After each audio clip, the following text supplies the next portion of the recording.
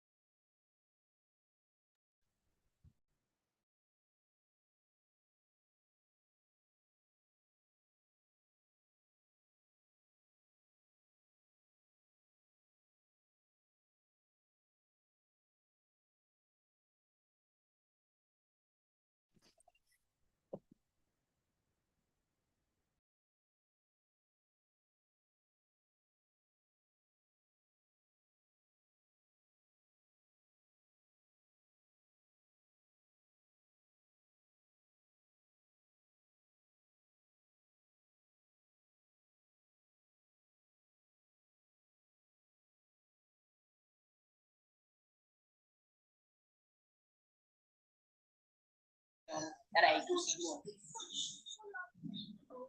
I will just tell them I don't know. That it's not going to kill me, you know. But at the same time, I should be consistent.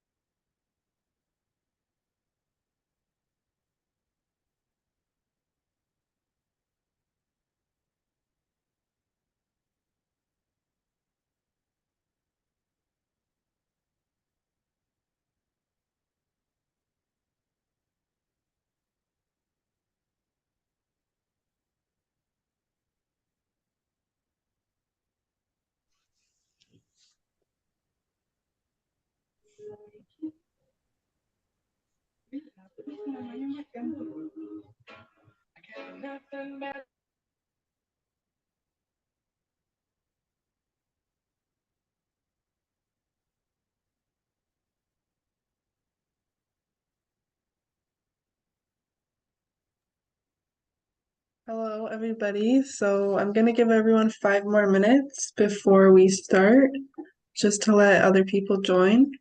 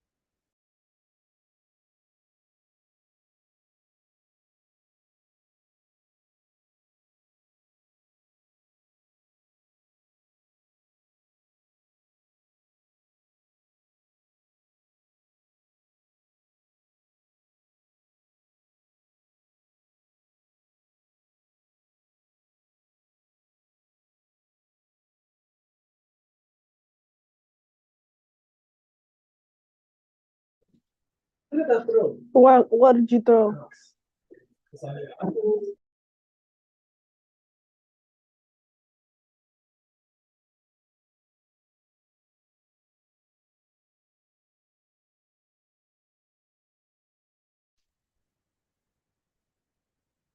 Maybe I will leave you now. Maybe I'll call you back later so that you get some.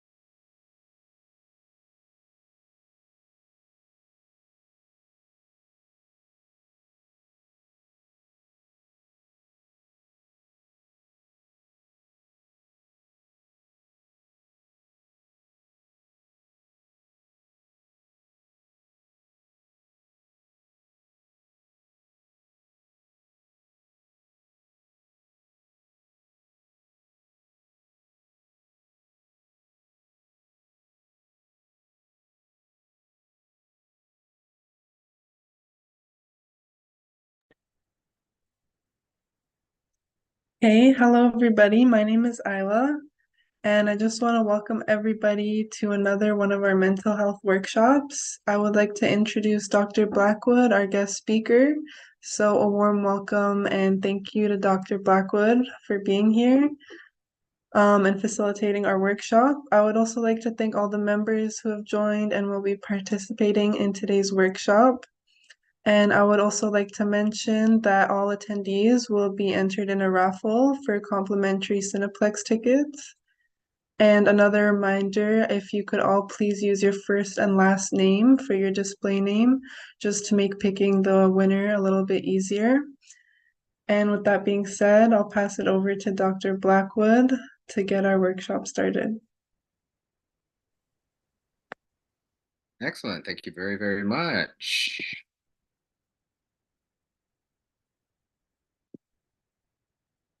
There we go. Can you see my screen? Can you see my presentation? If somebody could type in the chat and let me know, that would be great.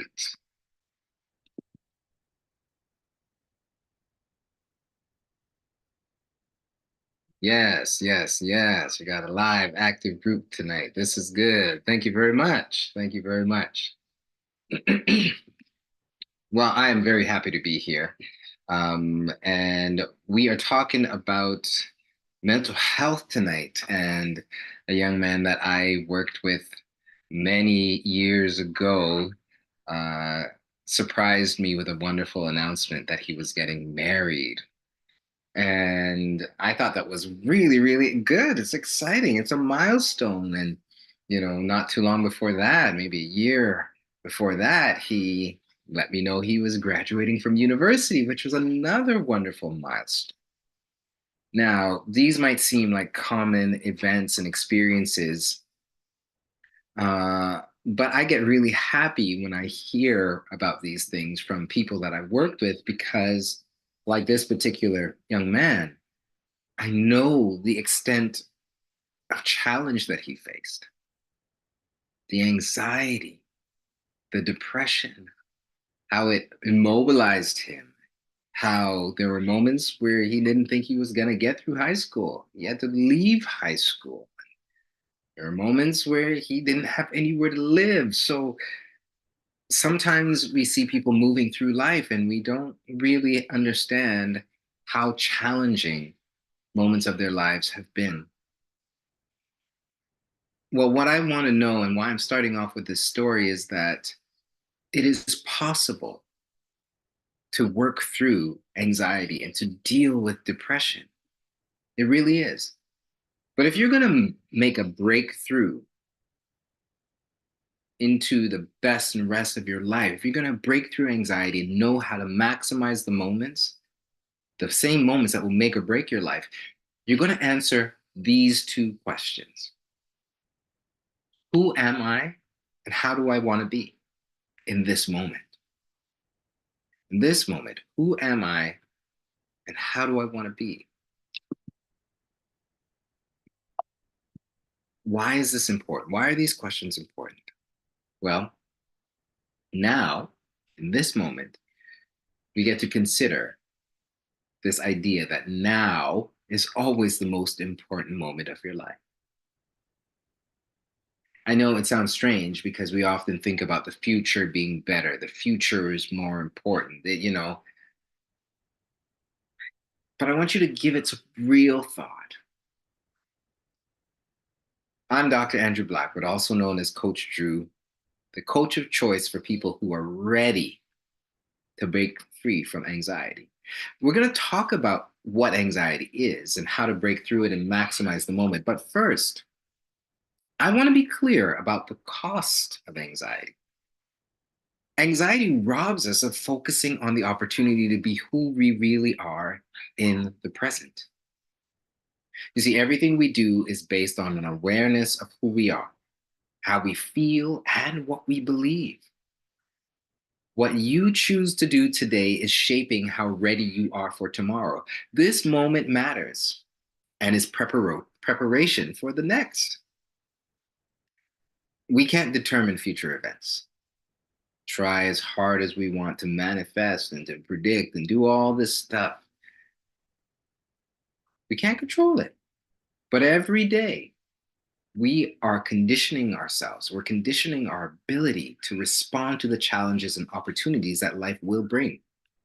We have the opportunity to become more responsible, not just responsible. You are responsible in your life, for your life, but you want to be responsible.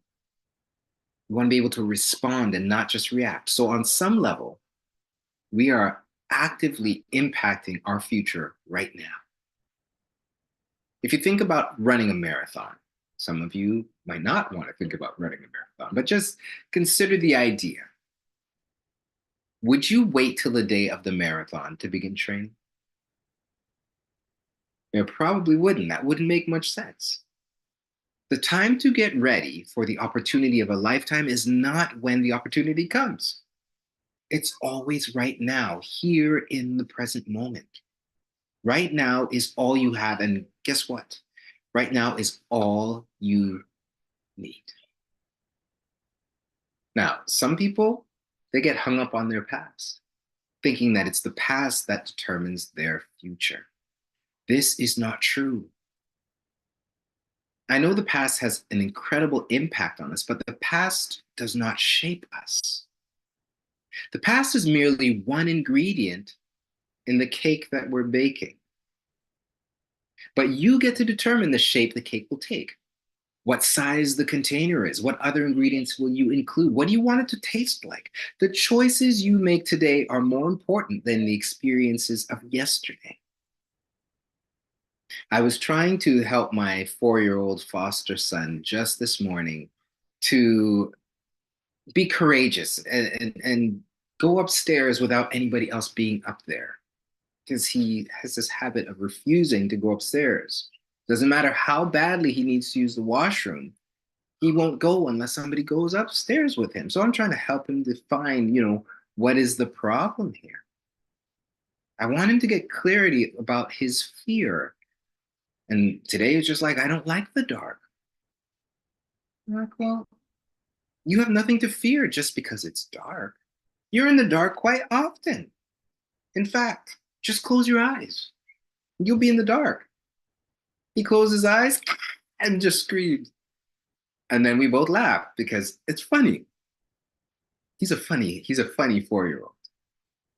I love his sense of humor. And as funny as he is, even a 4-year-old can make the choice to hold on to ways of thinking that are not helpful. Not helpful. But the difference between him and you is the level of maturity, because I don't imagine you're 4 as you sit and listen to me talking about mental health. See, I don't expect him to make more mature choices. I don't. The question you get to ask yourself is, how mature am I? You see, it's in this moment. I keep saying this. I keep coming back to in this moment called now, where you can choose how mature you will be. You get to decide that. Some growth happens naturally and automatically. Physiologically, we grow. My beard is growing and I don't have to do anything. It's just happening.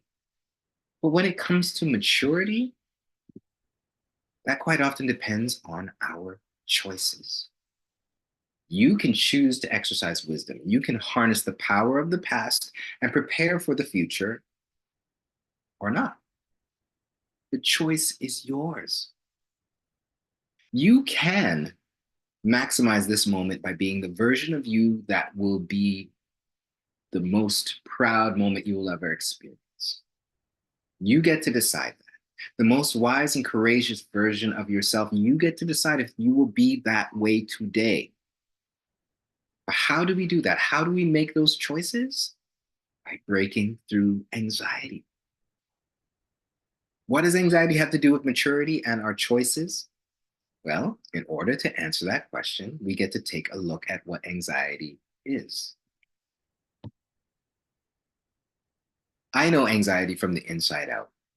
And I know there are many contributing factors. We've talked about them on previous webinars. But essentially, anxiety is a picture of the future that is negative. If you picture a negative future, a horror movie in your mind called your life, you're going to feel anxiety in your body. You will feel your heart rate increase. You will feel adrenaline pumping. You will experience fight, flight, or freezing if that picture in your mind is sharp enough. So it's important to realize how negative experiences of the past can cast a dark shadow onto the future. But it is just a shadow. It is not real. The things that we worry about most often never actually happen, but we feel in the present as if they are happening. What you put on the screen of your mind, you will feel in your body, especially if you have a vivid imagination. So when we remember the pain of the past, we feel it in the present. Again, it's not happening, but we feel it. And sometimes the desire to never feel that pain again causes us to try to avoid feeling it again. So we end up living our lives trying to avoid nightmares. We live our lives trying to avoid nightmares instead of pursuing dreams. We feel anxious because of what we imagine might or will happen in the future. But just because you imagine it doesn't mean that it will happen.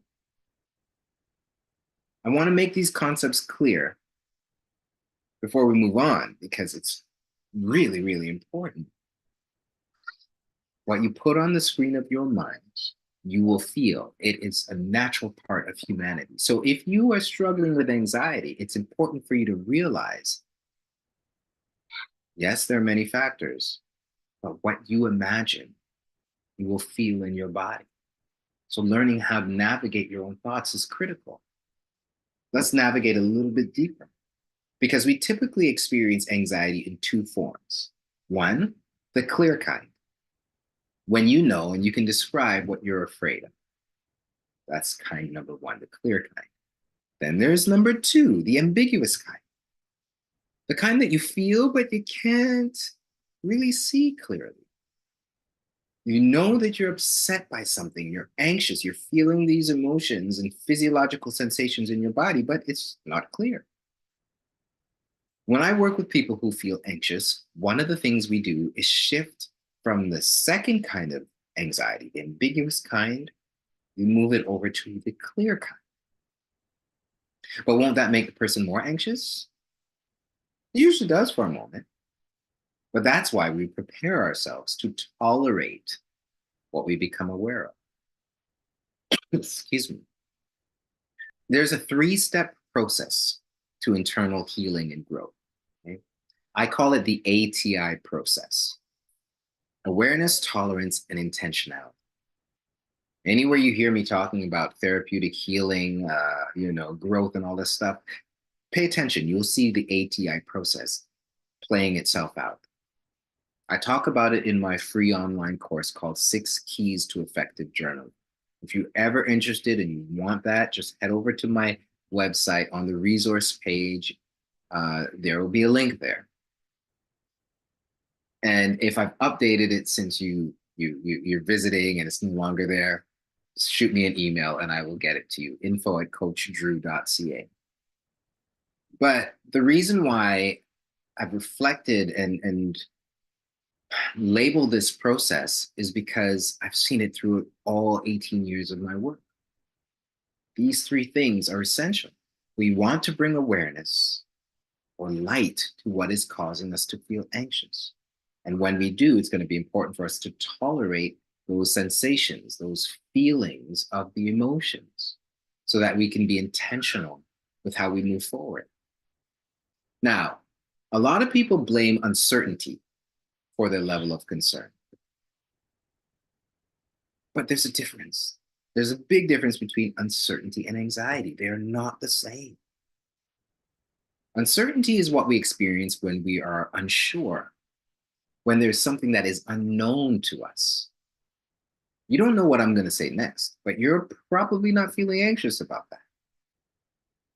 The unknown is not what causes us to feel anxious. When we fill in the blanks with unpleasant imaginations, however, when we think about negative things that might come, that might fill in those blank spaces of time, that's what causes us to feel anxious. And when we do that, in the present, that's what we feel. Again, it's not the past that causes anxiety. It's not the unknown that causes anxiety. It's how we think in the present about the future.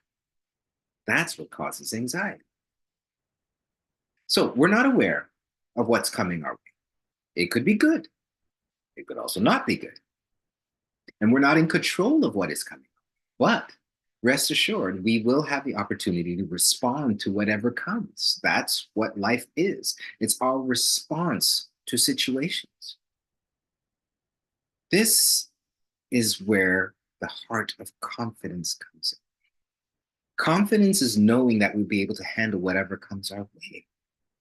You don't know what's around the corner, but when you have a sense that I'll be able to deal with it, then you won't feel anxious. I know the pandemic is in many people's rear view mirrors, but for some people, it's still a big concern. Well, many of us didn't believe we would survive the pandemic, but here we are. Neither our uncertainty or our anxiety determined whether or not we would be here right now. But what we did and continue to do with uncertainty and anxiety-provoking thoughts, that has a direct impact on our degree of health and our quality of life. I believe life is a gift from God. And anything that God gives us is actually alive. Kind of like the plant, this plant. Now, did you know that the size of a pot will affect the growth of the plant? If the pot is too small, the roots won't have enough room to grow and might not grow at all. Our conversation today is meant to help you consider the size of the pot you're growing into. What you think about you, that's the size of your pot. The size of your pot will determine your quality of life. So it's important that we consider both the size of our pot and the quality of our lives. If you know anything about me, I like to look at things on spectrums. So here we have a spectrum. I call it the quality of life spectrum. We can experience a quality of life where we are just surviving, barely getting through life, barely. But then we can move up on the spectrum where we're coping. Excuse me. Where we're coping. Okay? Coping is where you are having a hard time, just barely getting by. There can be positive coping strategies, but then there can be unhelpful, negative coping strategies. You're not really dealing with issues, you're just coping. But then you can move up a little bit higher on the quality of life spectrum where you're actually living. You're not just coping. You don't have very many unhealthy coping strategies. You have positive ones that actually lend to change, where you're actually growing. But then you can move even higher on the quality of life spectrum, where you are thriving, where you don't wait for challenges, you go looking for them. You live your life ready to go. You know your strengths and you know your areas for growth, and you don't let that stop you. You actually use that to your advantage. Again, all of us have survived this pandemic that we've come through over the past few years. Many of us coped as best we could through it, while some people, they've managed to experience a greater quality of life. Now, this isn't just based on income. I'm talking about embracing the opportunities to go for walks, to spend time with family, turn off the news, pray, read, do all of the things that they really wanted to do but didn't have the time for. And there were people who moved beyond living and have been thriving throughout the pandemic and beyond. They started new businesses and totally changed their lives. So what makes the difference between someone surviving versus someone thriving? Now, I know there are many things that make a difference, but the thing I want us to focus on is what was happening in their minds and in their hearts. What happens in our minds and our hearts, that's what determines the size of our pot and the quality of our lives. The thoughts we think support the decisions we make. The thoughts we think inform our physical, emotional, relational, psychological, and spiritual health. Mindset. I know it's a buzzword these days. It might even almost be out of circulation. But what mindset means is really a series of beliefs and automatic thoughts when it comes to a particular topic or the way that you view the world. That's what mindset is. As I've supported people over 18 years to break through anxiety, for 18 years I've been doing this. So when I listen to them, I pick up on the thought patterns that they use on a regular basis. It's actually pretty easy when you know what to listen for. I listen for the language that people use. I have a course called Conquering the Big Five. That's also on my website, right? CoachDrew.ca. Go to the resource page and you'll find it there. And this course walks people through the 5 most common thought patterns that provoke anxiety. The language we use when we're engaging with these thought patterns, we talk about that in the course, but we also talk about the exit strategies. How do you escape these thought patterns? Remember, you cannot escape something in your mind that you don't understand. You can't change a thought pattern that you don't know is there. So awareness is important. We always start with awareness.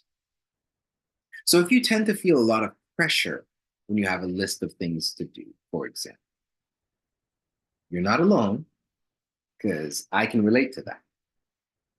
Even when I prioritize the things that I have to do, it doesn't erase my automatic tendency to try to get it all done. Even when I know it's impossible to get everything done, my all or nothing thinking sets me up to feel disappointed and upset, discouraged, because on some level I'm saying to myself, I need to get all of this stuff done because all of this stuff is important. So as the time is going by, my shoulders are going up. I'm getting more and more tense because just beneath the surface of my conscious awareness, I'm thinking to myself, I'm running out of time. I'm not going to get it all done. I'm not going to be ready. These are the thoughts that are going through my mind. And remember, when we think, thoughts, we are actually picturing things in the future. I'm picturing myself not being ready. I'm picturing myself panicked. It hasn't happened, but I'm picturing it. So when I become aware of this tension building in my body, I can breathe. And I can tolerate the anxiety. And then I can intentionally take a few moments and calm myself down. Awareness, tolerance, and intentionality. Because as I'm calming myself down, now I have a couple of options. I can continue what I was doing from a calm and relaxed place, or I can sort through the thoughts that were causing me to feel anxious and tense. Either way, I'm navigating both my internal world and the external world, what I'm thinking, what I'm doing with intentionality. This is living. This is not coping. This is dealing with my anxiety. You can deal with any emotion. But in order to deal with any emotion, it requires you to be aware, to tolerate what you become aware of, so that you can be intentional with your thoughts and actions. These are skills that anyone can learn.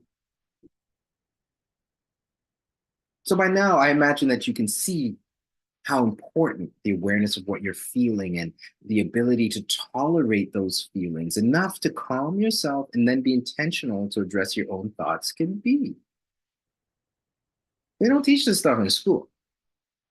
I think it's really important. Many of our lives would be very different if we understood these things. But that's why you're here today. Only when you can decide how you want to respond to life will you be able to be the best version of you. You cannot be the best version of yourself if you're not aware of what's going on and being intentional. So the more you practice being response-able, the better you'll be at it. Now, sometimes we expect to deal with the really big issues in life like champs, while we're refusing to deal with the smaller ones on a daily basis. It won't work. It won't work. Think about it logically. I was talking to my daughters on the way to school one morning about habits. They were 9 and 6 at the time, and before I could even complete my wonderful life lesson, we drove up to a stop. We came to a stop in traffic. And outside the window, we all could see this woman walking her dogs, pretty big dog. But we watched as she gave the dog the command to sit. And as the dog cooperated, she rewarded the dog with a treat. Now, this routine or habitual reward reinforced her dog's choice to follow her command. What's more interesting about the power of habit is that pretty soon that dog will be so familiar with obeying that particular command that he won't even need the rewarding, because it will have become a habit. We are the same way. When we feel anxious, we tend to avoid things. We procrastinate or cope with other things. At first, we feel the rewarding relief of escaping the situation, but then it becomes a habit. We can become habitual avoiders. We can become avoidant, or we can habitually cope, when in reality, there's no real reward. The truth is, we've allowed our anxiety-provoking thoughts to determine our course of action, our choices, and our way of living without even realizing it. Every day, every choice is shaping our lives. We have the ability to choose, but when we habitually react and give in to anxiety, our choice becomes automatic. Understanding our thought patterns, especially the ones that don't serve us, is critical to breaking through anxiety and maximizing the moment. This experience of habitual choices does something that most people aren't aware of. These choices, these habitual choices, they actually erode our self-esteem. There is a strong link between anxiety and poor sense of self and self-worth. What is self-esteem? Essentially, it's how we value ourselves. It's our concept of what we think we're worth, what we think of ourselves. On the surface, we look at the facts, we look at information. That's what people see. But there's more than meets the eye when it comes to esteem.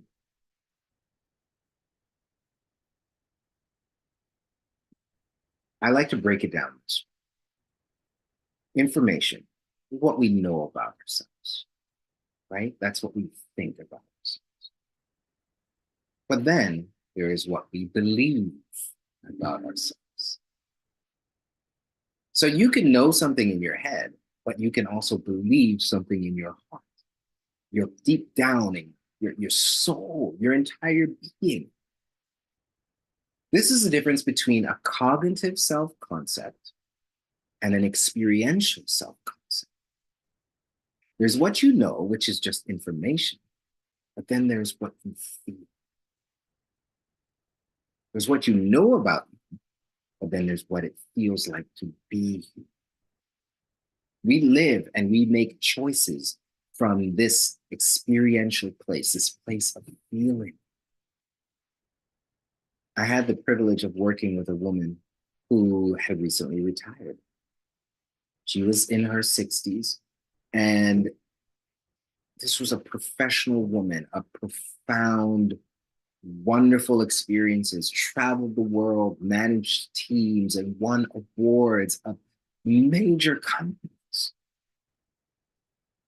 But even after the facts and the information, tangible information was there, proof on the worldwide net in the history of the company that she managed these things, she couldn't shake this whole imposter syndrome. Despite being well respected for her work, she was a pioneer. She still worried that people would one day realize she wasn't who they thought she was. She didn't feel smart, even though she was. She proved herself to be capable, but didn't believe she was capable. She didn't feel capable. She didn't feel strong enough to lead and inspire teams internationally, even though she did. And here she was at the end of her career, embarking on this new life, but was afraid to do it. Within a few short weeks, she was finally able to start really enjoying her life, feeling and being herself.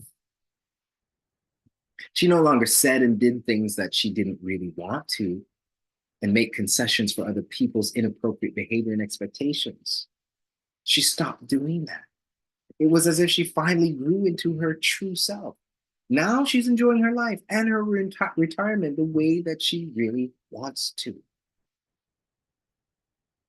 Whether you are a child, a teen, an adult, a senior, when you become aware of who you really are and actually start to live and make decisions from a place of desire and not fear and desperation, then you will be living that much closer to thriving. We quite often think about what we need to do, what we have to do, as opposed to what we want to do. When we start to ask ourselves, how do we want to be? Who am I? Who am I really? How do I want to live in this moment? We start to make decisions from a different place. We start to engage in activities that we're committed to. We start to think about what we want to bring to life in the moment. Not only does this translate into ideas of where you want to go, but it prepares us to actually go there. So when the opportunity comes, and the fullness of times comes, I like to say, we're ready to embrace it. And we're ready and prepared to rise to the occasion because we know who we are.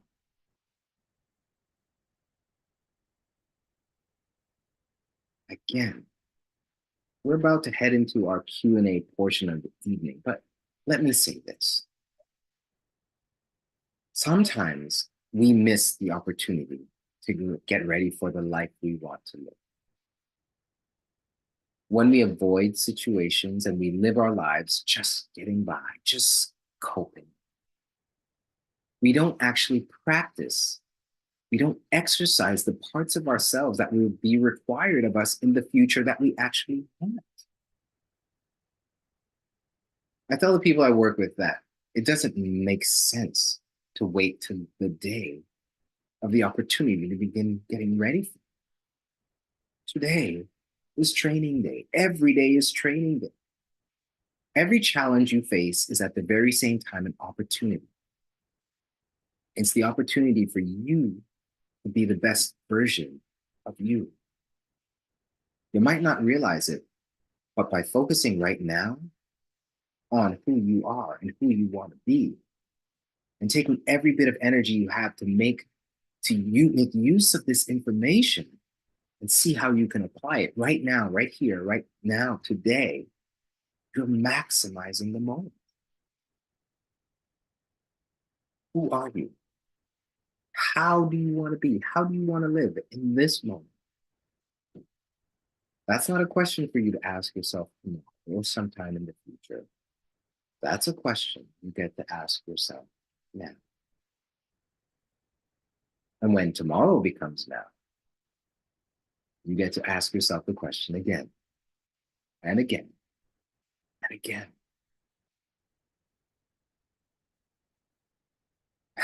It's funny. I remember leaving an ATM about a year ago, and there was a man who had been sleeping in the foyer of the ATM. And he woke up as I was leaving, and he asked me for some money. Now, I have a policy.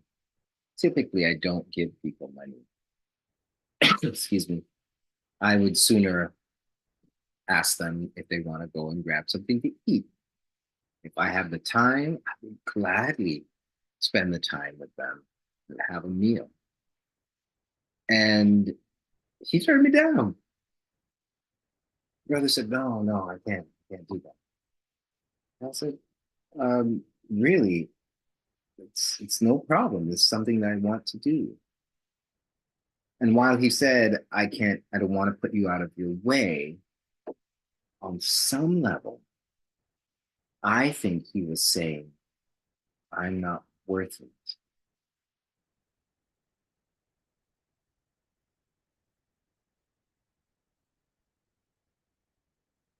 That moment, he was talking to himself, not based on my opinion of him. He made a decision based on his opinion of himself. Maybe he had an opinion about me that he thought I was going to be judgmental and critical or whatever. But that's not based on fact. It's based on his thoughts. So many times we miss out on opportunities that are here for us because of how we think about it. If you want to change how you think about yourself, if you want to maximize the moment, take this information and run with it. And if you want more support, you want to move deeper, I give a 30-minute consultation to anyone who wants to do this work. Again, you'll find a link on my website, coachdrew.ca. Schedule a 30-minute consult. And we can make things happen, right? So let's talk about some questions. It's my favorite part. What questions do you have about what we've talked about?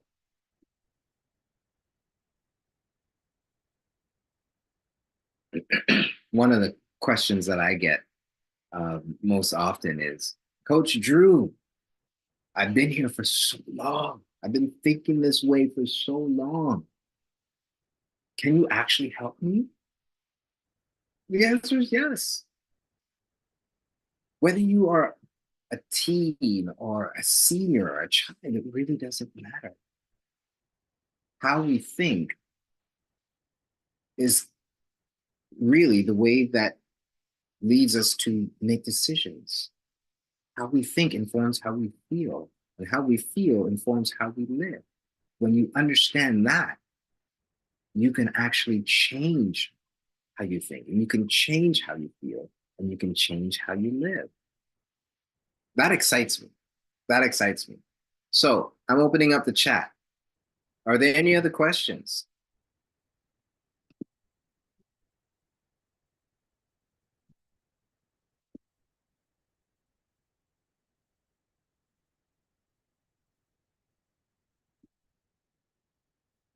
I know sometimes people are a little hesitant to ask questions, but you could throw a question in the chat.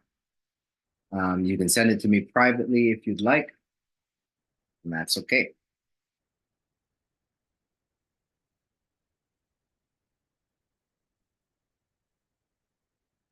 And if there aren't any questions, I can turn it back over to our host.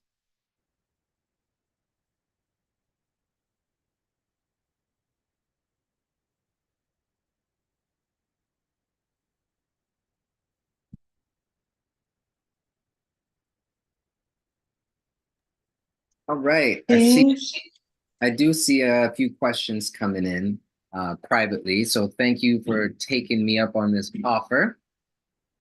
So one of the questions is, how can we manage stress? Very good question. Well, how do we cope with stress?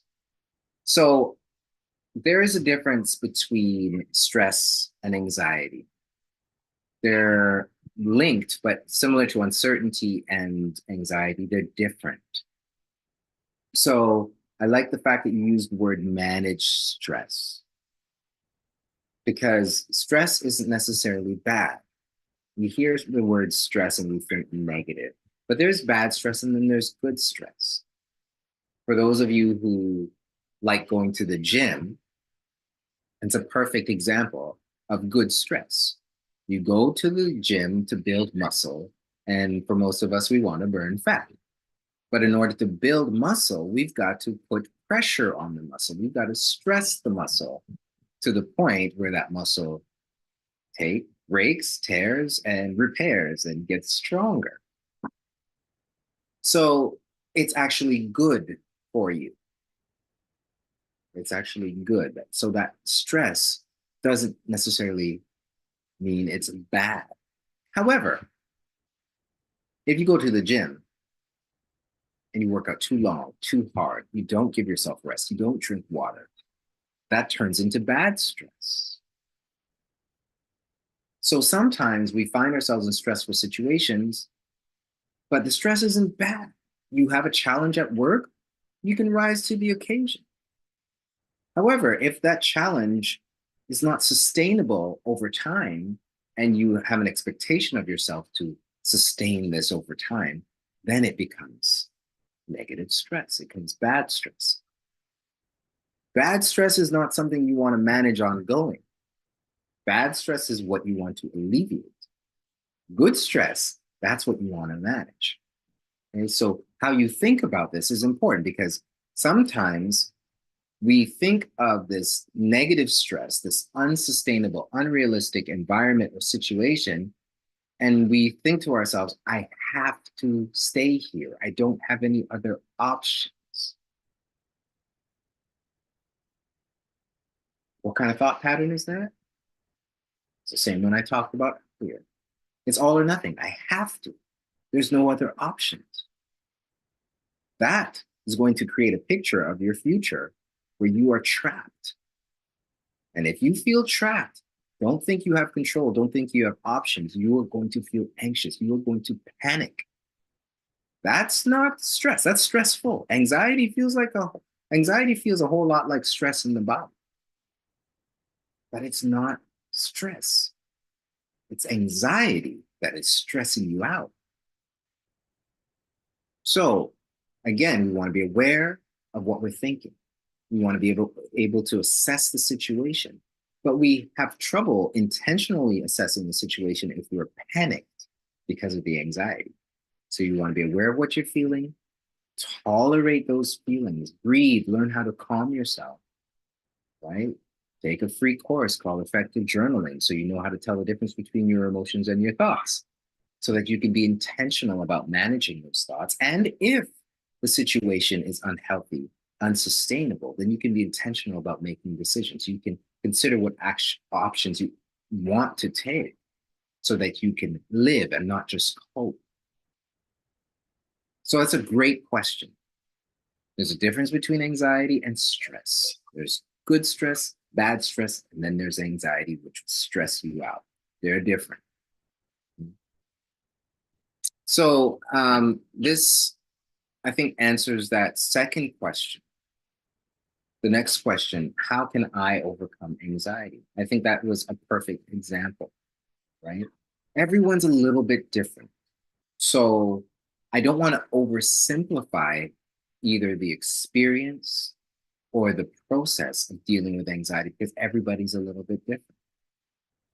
We do want to consider the factors. What are the contributing factors to my experience of anxiety? That might be different for you than it is for me. Yet the process, there will be that awareness, there will be that important part of tolerating what you become aware of and then being intentional. I had the experience of learning that I became some way, somehow, intolerant of gluten.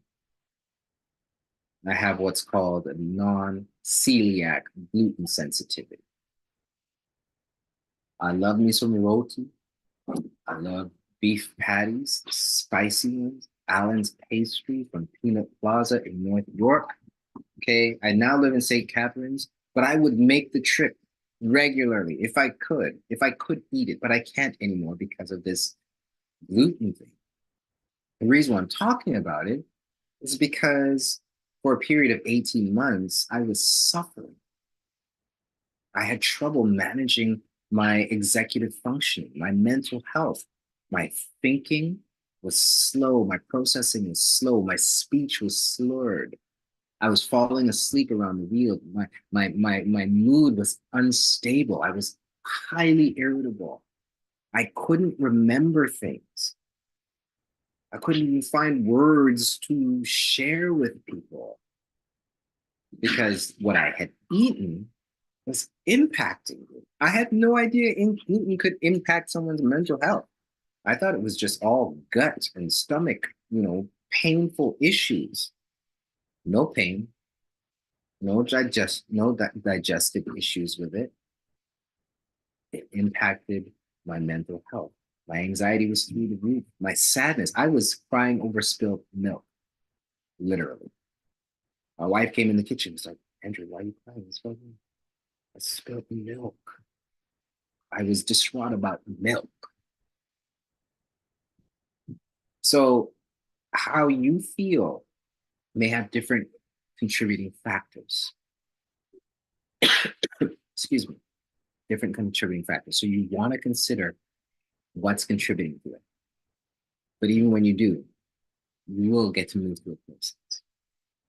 Awareness, tolerance, intention. Excuse me. Thank you for those questions. If there are no more, well, it seems like there's no more, so I will turn over to our wonderful host. Thank you so much. Hey, thank you, Dr. Blackwood, and thank you to all our participants for joining. We're going to be hosting another workshop again next month. So let's get into the raffle now to see who won the movie tickets.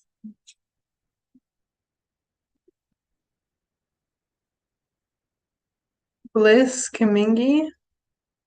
Bliss Kamingi. So to pick up your tickets, you can come to the office, our office location, to 2300 Shepherd Avenue. Oh, yes. Thank you all for joining.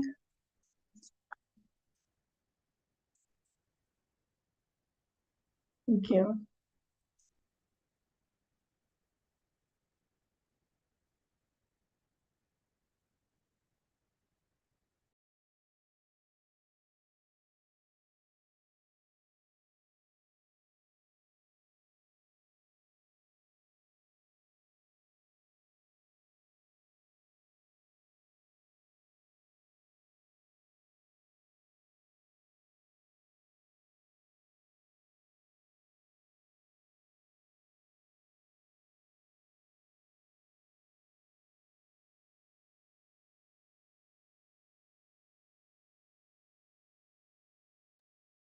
Bye, everybody. You're so welcome. Have a good night.